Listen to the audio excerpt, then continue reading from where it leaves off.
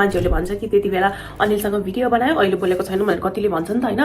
got त्यसलाई अब मलाई मात्रै मेरो मात्रै सब्स्क्राइबर बढेको हैन उसको पनि सब्स्क्राइबर्सहरु बढेको थियो we were not into relationship हैन पहिला पनि अहिले पनि छैनम अब अहिले त अब बोलचालै छैन लक्ष्मी श्रेष्ठले चाहिँ आफ्नो रिसेन्टली भिडियो मार्फत चाहिँ भ्युअर्सहरुको चाहिँ थुप्रै क्वेशनहरुलाई चाहिँ रिप्लाई गर्दै केही कुराहरु चाहिँ भन्नु भएको छ लक्ष्मी श्रेष्ठ र अनिल सुनार चाहिँ पहिला रिलेशनशिपमा चाहिँ हुनुहुन्थ्यो जस्तो लाग्छ नि त हैन सो धेरै भ्युअर्सहरुलाई कुरा रिगार्डिङ पनि उहाँले रिप्लाई गर्दै केही कुराहरु चाहिँ भन्नु भएको छ र उहाँले यो पनि भन्नु भएको छ कि अहिले चाहिँ हैन उहाँहरु चाहिँ बोलचाल पनि छैन रे उहाँले अरु थुप्रै कुराहरु भन्नु भएको छ सो उहाँले के कुराहरु भन्नु भएको छ त अनि उहाँकै केही भिडियो क्लिप तपाईहरु अगाडि आफै हेर्न सक्नुहुनेछ है त let me clear this we were not into relationship हैन पहिला पनि अहिले पनि छैनम अब अहिले त अब बोलचालै छैन सो हामी भेट्दाखेरिबाट नै मेरो अलरेडी बोयफ्रेन्ड थियो हैन अनि उसको चाहिँ प्राइभेट लाइफको बारेमा I don't want to speak about this अनि मेरो चाहिँ त्यतिखेर पहिले बोयफ्रेन्ड थियो हैन अनि मेरो बोयफ्रेन्डलाई पनि थाहा थियो कि मतलब अनिल र म भिडियोहरु बनाउँछौँ हैन त्यतिखेर भेटेको सबै भिडियो कलहरु पनि गर्थेँ मैले त्यतिखेर मेरो बोयफ्रेन्ड हुँदाखेरि हैन सो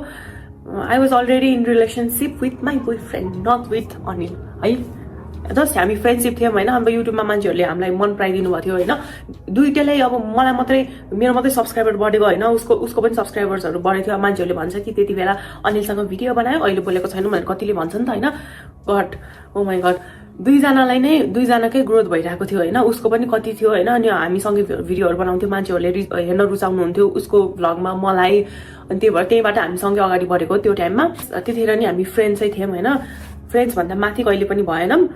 युट्युबमा चाहिँ बेस्ट फ्रेन्ड्सहरु भन्थ्यौं तर पनि अब बेस्ट फ्रेन्डको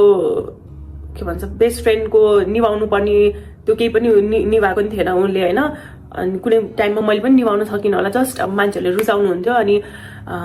साथी भन्दा पनि हामीले चाहिँ एकअर्कालाई यसो बेस्ट फ्रेन्ड भनौं भनेर चाहिँ बेस्ट फ्रेन्ड भन्थ्यौं